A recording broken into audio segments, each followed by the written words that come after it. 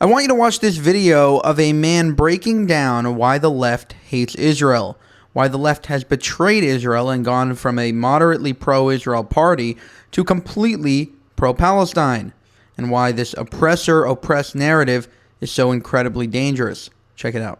I've moved around the Los Angeles arts world for decades. There are plenty of Jews here, and most of them are progressives. This has always been the case. 25 years ago, when you saw your Jewish friends at a cocktail party, they would be excited about their upcoming or just completed trip to Israel. There was a palpable pride in that scrappy little country. But that was beginning to change, and gradually my Jewish friends simply stopped talking about Israel. Why? What happened? Well, what happened is the American left turned away from the Jewish state and attached their affections to the so-called Palestinians. And American Jews just shut up and went along with it. Why did the left turn? I'll tell you. Progressives understand the world by a single formula. To them, the entire human story breaks down to this: oppressor versus oppressed. That's it. Their politics is only that idea. Everything that they are driven to do is in response to that one thing. They're really change junkies and control freaks, and oppression is their justification to monkey around with whatever is in place. So, when looking at any problem, they must locate both the oppressor and the oppressed. The math is simple. Who's doing well and who's not doing well? Oppressor, oppressed. Now, at one time, Israel was seen as an underdog and therefore the oppressed. This enabled the left to root for her. She was made up of hunted peoples who had survived an attempted genocide. What could be better? And early on, Israel was moving toward a socialist model. Meanwhile, in our universities, a radical professor named Howard Zinn was turning U.S. history on its head. What we'd seen as a country of tough, hard-headed pioneers was being recast as an oppressor nation, and the indigenous peoples who were supplanted by our ancestors were cast as the oppressed. Progressives longed to go back in time and rescue those noble primitives from, well, us. But they couldn't go back in time, so they just hated the white man as best they could while wearing stylish French jackets and making dream catchers. And over there in the Middle East, Israel was losing interest in being a socialist communal underdog. They morphed into a nation of badasses. They fought off every attack and in their spare time built the freest, most forward-looking country in the region. And they did it with capitalism and military might. In a sense, they turned into America Junior, a group of advanced Westerners taming a wild frontier.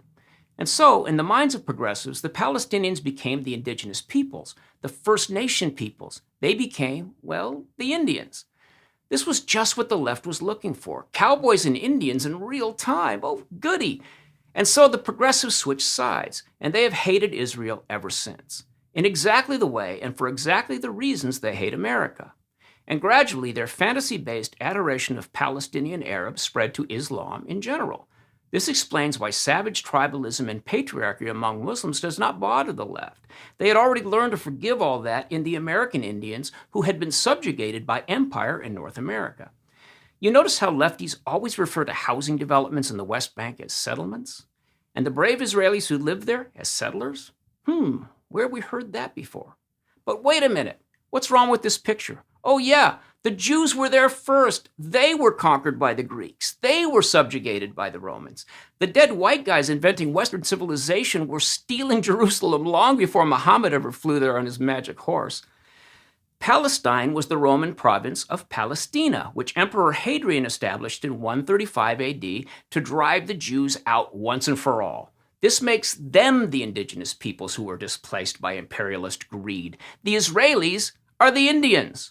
So maybe I need to call some of my Jewish friends and tell them it's okay to stop hating Israel.